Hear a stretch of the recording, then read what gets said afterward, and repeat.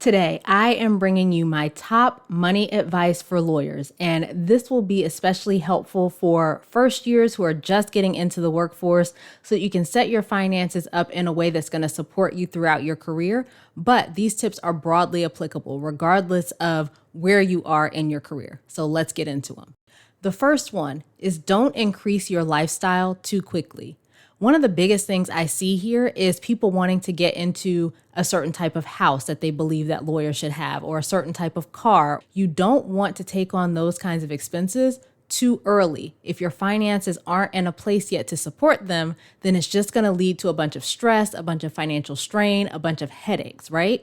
So instead of increasing your lifestyle super quickly, you want to increase it slowly. So I'm not suggesting that you should be living the same way that you were living when you were in law school. Maybe you're in a nicer place. Maybe you have a nicer car, but you don't necessarily have as nice a place as the bank would lend you money for. You don't have the highest level car or whatever that might be for you. So make sure that when you're thinking about increasing your lifestyle, when you're thinking about those kinds of expenses, you're also thinking about what other bills you have. You're thinking about things that you want to do, the goals that you have, to make sure that all of it fits. Because what happens is people increase their lifestyle really quickly and then they don't have room for their goals. So they're just kind of stuck in the same place. One example of this is I talked with a lawyer who was very eager to get into a house. And so she was living on one of the coasts, like California, New York, or something like that. And she really wanted a house for her family. Understandable. I completely get it. However, the issue is when she bought this house, it ended up being 70% of her take-home pay. So that leaves her with only 30% for all of the other things that she needs, for the other things that she wants, and for any goals that she has. And she was under a lot of stress. That is not what I want for anybody. Like, law is a stressful enough profession.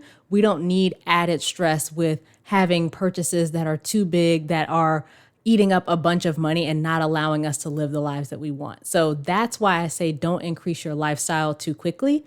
You can increase it some, right? You're going to live a little bit more. You might go to nicer restaurants, take some vacations, all of that kind of stuff. But just make sure that you're taking that holistic view of your finances and looking at the other things that you already have going on when you're looking at lifestyle increase, especially major purchases like houses and cars and things of that nature. The next tip, you already know I'm going here. Create a plan for your spending. So many people don't have a plan. They are just getting their income, getting their paycheck, and then they're making spending decisions based on whether there's money in the account. That is not a way to manage your money. And that often leads to a paycheck to paycheck cycle. It leads to a lot of stress. It leads to getting down to, $100 or so in your checking account and you're sweating bullets waiting for the next payday. Create a plan. That means that on the front end, whether it's at the beginning of the pay period, at the beginning of the month, however you want to do it, but you're going to create a plan for how you're going to use your money. So I got X amount this pay period, or I'm going to get X amount this month, and I'm going to spend this much on these things. I'm going to spend this much on those things. I have these things that I need, these things that I want, these goals. And so you're looking at the amount of money that you're expecting and you're allocating it to the different things that you have, the different categories that you're spending on. But creating that plan allows you to make sure that you have money for your needs, wants, and goals. You're still able to spend on things that are important to you, but you've planned for them. And one of the added benefits there is a lot of times people feel guilty when they're spending on things that aren't responsible, right? They're spending on things that they just want, they just like, whatever the case may be. If you make a plan and you have money set aside for those types of things, you no longer feel guilty spending on them because you already planned to spend it. And you know that you're not taking yourself off track from your goals, or you're not at risk of not being able to pay your bills. You just have that money already set aside. So make sure that you're planning your spending. That way you don't end up having it slip through your fingers. You're making a good income. So let's make sure that you're using that income to benefit yourself. Okay? The next tip is to build a cushion. So, one of the top things that I talk with my clients about and that I've talked about on LinkedIn that a lot of people have said that they really enjoy is the concept of having a checking account buffer. So, the checking account buffer is a floor in your account, an amount of money that just sits there and is a buffer between you and your account hitting zero. I recommend you start with at least $1,000 because $1,000 is a long way from zero, especially if you're used to getting down to, $100 or something like that. Having that $1,000 buffer in there gives you a lot of wiggle room, if you will, toward the end of the pay period to where you aren't worried about overdrafting your account. You're not worried about running out of money. You've still got a lot of money in there. Right? So that is kind of the first layer of your cushion. But beyond that, you also want to have emergency savings. So a lot of people talk about emergency funds, and the typical advice is to have 3 to 6 months of expenses set aside in your emergency fund. But there really is no right or wrong answer here. I've seen people do as little as a month. I've seen people do as much as 12 months. It's really personal to you and your risk tolerance and depends on your situation. But the key is you want to have something. We just need to have a pot of money set aside so that if something were to come up, if there's some emergency, there's some unexpected expense, you lose your job or you're furloughed or whatever it is, you've got money to fall back on. So build a cushion, and that way you make sure that you're taking care of yourself in the future and you're not just spending right now in the present and then something happens inevitably in the future and you aren't able to support yourself. The next tip is don't ignore your debt. There are so many people who just kind of stick their head in the sand with regard to their student loans or their credit cards or whatever debt you might have. You don't want to do that because sticking your head in the sand does not mean it goes away. Like the debt is still there. You're just ignoring it and it's just continuing to pile up and the interest rates are piling on and whatever else.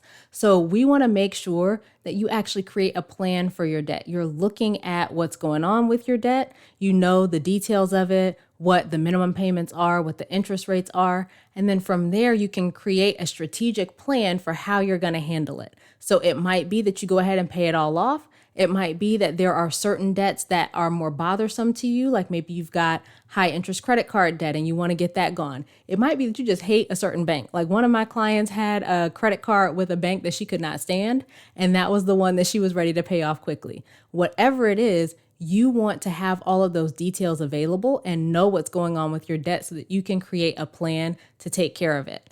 Debt is one of those things that the minimum payments just add up and they often are taking out a huge chunk of people's monthly income.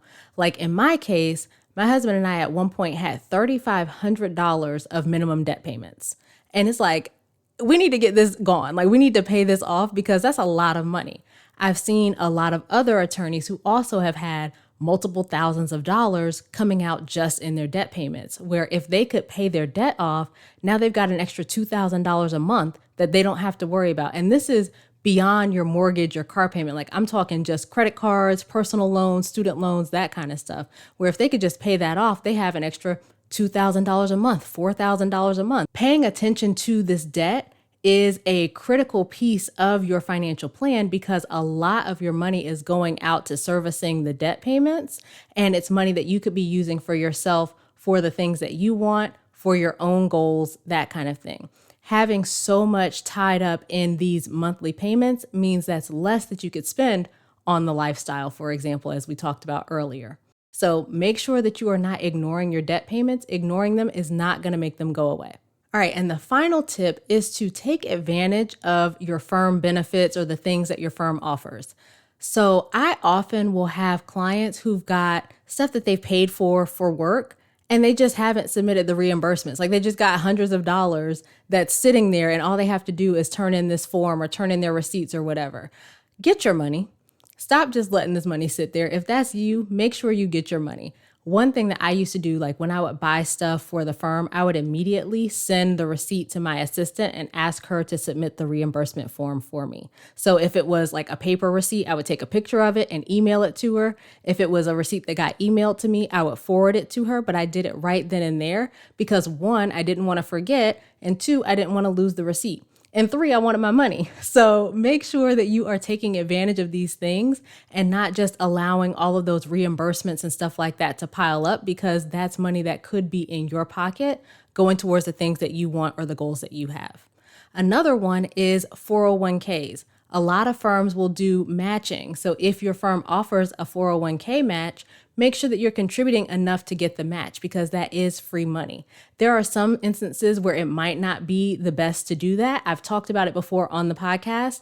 You would have to look at your specific numbers to see, but generally that is a sound strategy. Putting in enough to make sure that you're getting the match from your firm. Some firms also offer benefits like flexible spending accounts. We had a flexible spending account, or an FSA, when our kids were in daycare. And so we were able to pay for daycare expenses with pre-tax dollars. That's a wonderful benefit to you, because the money that you're using to pay for that cost is money that you have not also had to pay taxes on. If you were using after-tax dollars, you would have had to make more to be able to pay that same amount. I hope that makes sense. So having access to an account like an FSA is really important. It's a great benefit because of the fact that you're spending pre-tax dollars. So it's not that I had to, let's say, for example, the cost is $2,000. It's not that I had to make $3,000 and be taxed on it, and then I have $2,000 to pay it. I could pay with the $2,000 that I made and not get taxed on it. I don't know if I'm articulating it well, but hopefully you're understanding the point. The main point being, look into the benefits that your firm has and make sure that you're taking advantage of them. Another one that comes up often is reimbursements, like for your internet, for your cell phone, or maybe even your firm will pay for those things. Make sure you know what's available, because every little bit helps. Anything that you don't have to pay for is very nice. So if your firm is willing to pay for a certain thing, like, make sure that you are taking advantage of that, because it's going to help you in your financial journey. So that is my top money advice for lawyers. I hope it is helpful for you. Please, if you have not done so, take a second and subscribe to the show, leave a review. Both of those things help more people to see it. Please share this episode with a friend or two who you think could use the information. I appreciate your support. As we close out, friend, I pray that you take the information you learn here, apply it in your life, and open up to the realization that wealth is available to you. As you do that consistently, week after week, you'll continue to take steps to regain control of your time, build wealth, and live the life of freedom and choice you deserve. Talk to you later.